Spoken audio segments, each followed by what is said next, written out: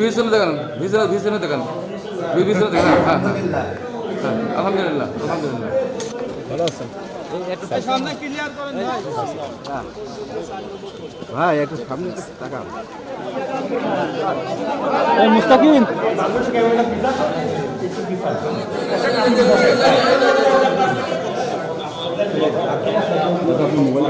এদিকে একটু ঘুরে দাঁড়াবেন, হুজুর হাতে কালি লাগানোর সময়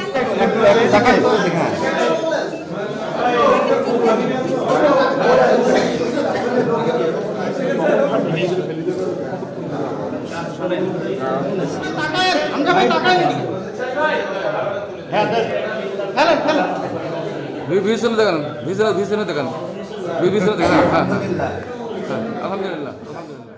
ভোট দিলেন, এইমাত্র ভোট দিয়েছেন। আলহামদুলিল্লাহ, জীবনে অনেকদিন পর ভোট দিলাম। বিশেষ করে আমার জীবনে প্রথম ভোট, কারণ এর আগে আমি ভোট দিতে পারি নাই। ভোট দিতে পেরে শুকরিয়া আদায় করছি আলহামদুলিল্লাহ। ঈদের মতো আনন্দ লাগছে।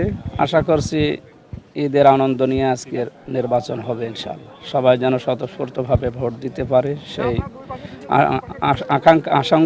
আকাঙ্ক্ষা করছি এবং আশাবাদ ব্যক্ত করছি।